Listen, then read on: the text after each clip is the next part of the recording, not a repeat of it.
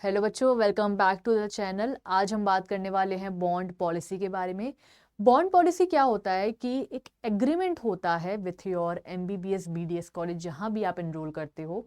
आपके साथ एक एग्रीमेंट होगा जिसमें ये लिखा होगा कि अगर आपने कुछ रूल्स एंड रेगुलेशंस नहीं माने तो आपको बहुत ज़्यादा अमाउंट देना पड़ सकता है। ठीक है, ये कौन कौन से बॉन्ड होते हैं ये हम जान लेते हैं। सबसे पहले अगर हम बात करें बच्चों, तो हमारा होता है डिसकंटिन्यूएशन बॉन्ड। ठीक है, डिसकंटिन्यूएशन बॉन्ड ये कहता है कि अगर आपने 5.5 साल का कॉलेज बीच में ही छोड़ दिया तो आपको काफ़ी हेफ्टी अमाउंट ऑफ प्राइस देना पड़ेगा, जो कि अलग अलग स्टेट के लिए डिफर करता है। ठीक है, बदलता रहता है। तो वो मैं आपको बताऊंगी किस स्टेट में कितना देना है, वो मैं आपके साथ डिस्कस करने वाली हूँ। दूसरा बॉन्ड होता है बच्चों, ये पहला बॉन्ड है और ये दूसरा बॉन्ड है जिसे हम कहते हैं सर्विस बॉन्ड। ठीक है, अब बच्चों सर्विस बॉन्ड क्या होता है? जब आपका एमबीबीएस कंप्लीट हो जाता है तो उसके बाद नेसेसरी है कि आपको कुछ सालों की सर्विस करनी पड़ेगी। यानी कि एमबीबीएस करने के बाद एक एग्रीमेंट है कि आपको रूरल एरियाज में जाकर सर्विस देनी होगी। अगर नहीं दिए तो फिर उसका आपका पैसा लगता है, आपको हेफ्टी अमाउंट देना पड़ सकता है। ठीक है, तो अलग अलग स्टेट के बारे में बात करेंगे कि ये दो बॉन्ड कैसे डिफर कर रहे हैं अलग अलग स्टेट में। ठीक है, सबसे पहले अगर हम बात करें बच्चों हिमाचल प्रदेश की, तो यहाँ पर नॉर्मली तो नहीं लगता है, बट अगर हम मेन बात करें doctor Y S. Parmar government medical college Nahan या और Pandit Jawaharlal Nehru government medical college की बात करें तो यहाँ पर सर्विस बॉन्ड तो नहीं है।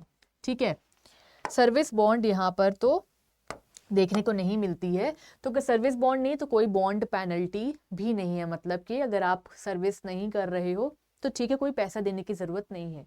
बट डिसकंटिन्यूएशन फी यहाँ पर है, यानी कि बॉन्ड है। Shall deposit the tuition fee of entire course, आपको पूरे कोर्स का पैसा यहाँ पर देना पड़ेगा। वेस्ट बंगाल की बात करें बच्चों तो यहाँ पर डिसकंटिन्यूएशन फी 1 लाख है, यानी कि बीच में छोड़ा एमबीबीएस तो आपको 1 लाख रुपए पेनल्टी के रूप में देना पड़ेगा। उड़ीसा की बात करें तो यहाँ पर आपको काम करना है एमबीबीएस के बाद 2 साल तक रूरल एरियाज में। ठीक है, नहीं किया तो 25 लाख रुपए आपको देना पड़ेगा और अगर बीच में एमबीबीएस छोड़े तो 10 लाख रुपए देना होगा। पंजाब की बात करते हैं बच्चों तो आपको एमबीबीएस के बाद 1 साल का रूरल सर्विस देनी होगी। नहीं किया तो 20 लाख रुपए आपका पेनल्टी है और अगर आपने बीच में छोड़ दिया तो सारी कोर्स फी आपको देनी पड़ेगी। हर एक स्टेट जिसमें भी आप अपना कॉलेज देख रहे हैं उसका बॉन्ड पेनल्टी आपको ध्यान में रखना बहुत ज़रूरी है। झारखंड की बात करें तो यहाँ पर डिसकंटिन्यूएशन फी है, एमबीबीएस बीच में छोड़ोगे तो 20 लाख रुपी एज अ पेनल्टी आपको देनी होगी। अगर हम बच्चों राजस्थान की बात करें, सर्विस आपको देनी होगी 2 साल एमबीबीएस के बाद, नहीं किया तो 10 लाख रुपए दोगे और एमबीबीएस बीच में छोड़ा तो 10 लाख रुपए आपको देने पड़ सकते हैं। ठीक है, हरियाणा की बात कर लेते हैं। यहाँ पर सर्विस बॉन्ड यानी कि एमबीबीएस कंप्लीट करने के बाद 5 साल आपको रूरल एरिया में काम करना होगा। गवर्नमेंट मेडिकल की बात करें तो यहाँ पर मेल के लिए अलग और फीमेल के लिए अलग अमाउंट रखा गया है। इसमें मेल के लिए आपको 25,77,000 देना होगा और फीमेल के लिए 23 लाख के करीब आपको देना होगा। और अगर आप गवर्नमेंट एडेड मेडिकल कॉलेज यानी कि एमएएमसी अग्रोहा की बात कर रहे हैं तो यहाँ पर आपको 29 लाख देने होंगे और फीमेल के लिए 19,71,000 तक का यहाँ पर अमाउंट डिसाइड किया गया है। और अगर आप बीच में एमबीबीएस छोड़ते हैं तो आपको 10 लाख रुपए देना पड़ेगा या फिर 3 साल के लिए आप स्टेट में एडमिशन लेने के लिए मना है, यानी कि डिबार्ड हैं आप। ठीक है, उसके बाद अगर हम बच्चों बात करें तेलंगाना की, तेलंगाना में अगर कोई भी कंपलसरी सर्विस नहीं है, अगर बीच में एमबीबीएस छोड़ते हो तो 20 लाख रुपए आपको देने होंगे।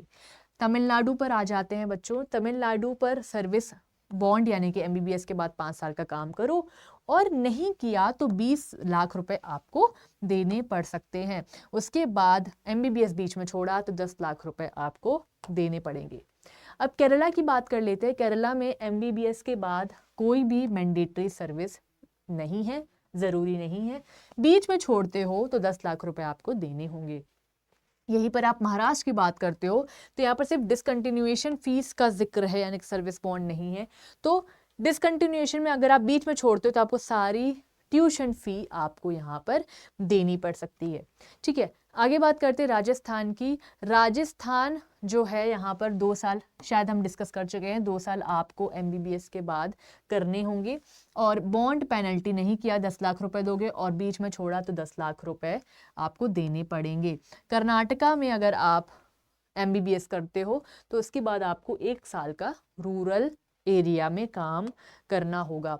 अब मध्य प्रदेश की बात कर लेते हैं। यहाँ पर बीच में MBBS छोड़ने के 10 लाख रुपए आपको देने होंगे और 1 साल का आपका सर्विस बॉन्ड है, यानी कि आपको MBBS के बाद 1 साल काम करना है। ठीक है, अगर आप नहीं करते हो तो आपको 10 लाख रुपए देने होंगे। ये जो है वो जनरल कैटेगरी के लिए है। 5 लाख जो है वो रिजर्व्ड कैटेगरी के लिए है।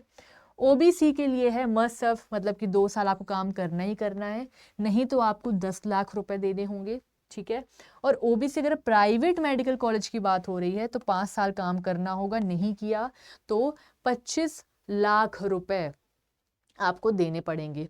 ठीक है, अगर हम आगे बात करें गोवा की, तो गोवा में सर्विस बॉन्ड यानी कि MBBS के बाद 1 साल तक आपको रूरल एरियाज में काम करना होगा, नहीं करते हो तो 10 लाख रुपए देंगे और देना पड़ेगा। डिसकंटिन्यूशन यानी कि MBBS बीच में छोड़ते हो तो बच्चों 10 लाख तक आपको देने पड़ सकते हैं। मणिपुर में आ जाते हैं, आपको सर्विस देनी होगी 2 साल तक MBBS के बाद। बॉन्ड पेनल्टी यानी कि 10 लाख रुपए तक आपको जो इसकी पेनल्टी, अगर आप नहीं करते हो काम तो आपको देना होगा। बीच में छोड़ते हो तो 1 लाख रुपए देने होंगे फर्स्ट ईयर के और उसके बाद 2.5 लाख रुपए आपको अगले साल के देने होंगे। ठीक है, अगर हम बात करते हैं मेघालय की, तो मेघालय में अगर आप MBBS बीच में छोड़ देते हो बच्चों तो आपको 10 लाख रुपए तक देने पड़ सकते हैं। जम्मू एंड कश्मीर की बात करते हैं, सर्विस बॉन्ड कोई कंपलसरी नहीं है और डिसकंटिन्यूशन बहुत ही कम फीस है, बहुत ही नेग्लिजिबल फीस है। ठीक है, त्रिपुरा में आ जाते हैं बच्चों, जो आपकी MBBS के बाद 5 साल तक आपको काम करना होगा, नहीं किया 20 लाख रुपए दोगे और MBBS बीच में छोड़ा तो भी आपको 20 लाख रुपए देने पड़ेंगे। चंडीगढ़ में आपको 1 साल तक काम करना है MBBS के बाद और नहीं किया तो 5 से 10 लाख रुपए देने पड़ सकते हैं और बीच में छोड़ा तो 5 लाख रुपए पेनल्टी देनी पड़ेगी। ठीक है, उसके बाद बात कर लेते हैं छत्तीसगढ़ की। छत्तीसगढ़ में MBBS के बाद 2 साल का रूरल एरिया है, रूरल एरिया में काम करना है, नहीं किया तो 15 से 20 लाख रुपए देने पड़ेंगे और बीच में छोड़ा तो 15 लाख रुपए देने होंगे। मिजोरम की बात करें तो you must serve in government hospital of Mizoram करना होगा 1 साल के लिए और पेनल्टी होगी if you don't complete service, नहीं करते हो 10 लाख रुपए आपको देने पड़ेंगे।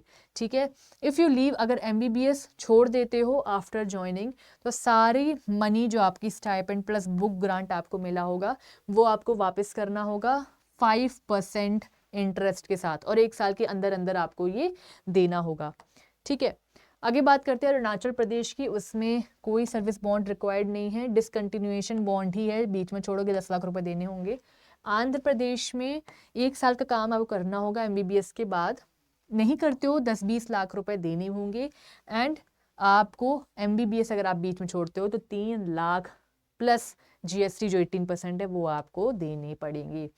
आसाम की बात कर लेते हैं, 5 साल तक आपको काम करना ही है MBBS के बाद, नहीं तो 30 लाख रुपए देने होंगे।